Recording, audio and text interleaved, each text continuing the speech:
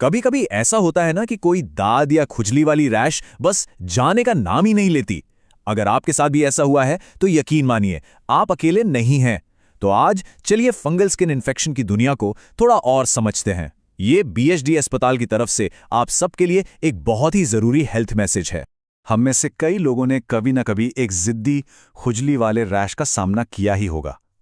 ये न सिर्फ हमें फिजिकली परेशान करता है, बल्कि आप जानते हैं हमारे कॉन्फिडेंस पर भी असर डाल सकता है और हमें हर पल थोड़ा अनकंफर्टेबल महसूस कराता है।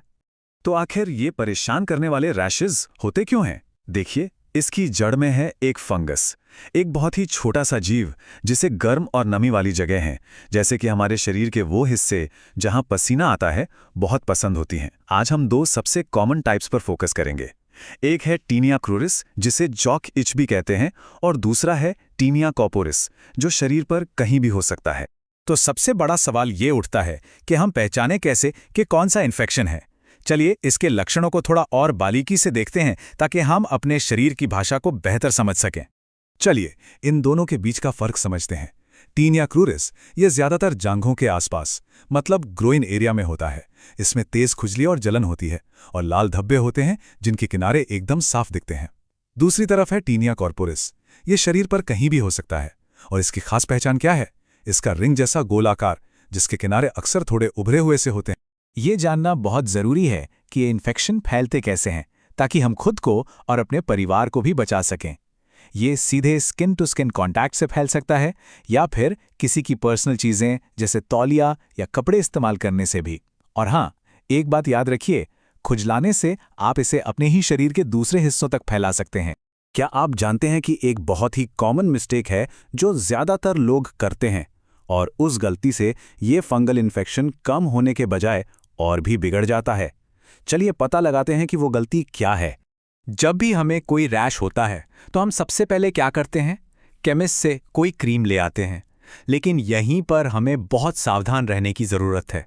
हर क्रीम एक जैसी नहीं होती और गलत क्रीम का इस्तेमाल फ़ायदे से ज़्यादा नुकसान कर सकता है। इन स्टेरॉइड वाली क्रीम से तो हर हाल में बचना है। इनको आप एक ऐसे टेम्परेरी फिक्स की तरह समझिए जो आगे चलकर एक बहुत बड़ी मुसीबत खड़ी कर देता है।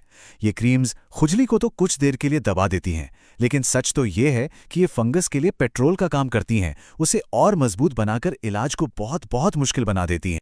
तो अब जब हम ये जान गए हैं कि क्या नहीं करना है, तो चलिए उस पर ध्यान देते हैं जो हमारे हाथ में है। सही देखभाल और बचाव के तरीकों से आप इन इन्फेक्शंस को जड़ से खत्म कर सकते हैं और अपनी स्किन को हेल्दी रख सकते हैं।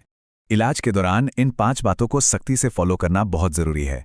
पहला, इन्फेक्शन वाली जगह को साफ और बिल्कुल सूखा रखिए। दूसरा, जैसे ही पसीना आए कपड़े तुरंत बदल लीजिए। तीसरा, ढीले ढाले कॉटन के कपड़े पहनिए ताकि स्किन सांस ले सके। चौथा, खुजलाने की इच्छा को रोकिए क्योंकि इससे इन्फेक्शन फैलता है। और पांचवां, फैलने से रोकने के लिए अपने तौलिए और कपड़े हमेशा अलग ही रखें। और फ्यूचर में ऐसी परेशानी से बचने के लिए कुछ अच्छी आदतें अपनाना जरूरी है। रोज नहाकर अच्छी साफ सफाई रखें।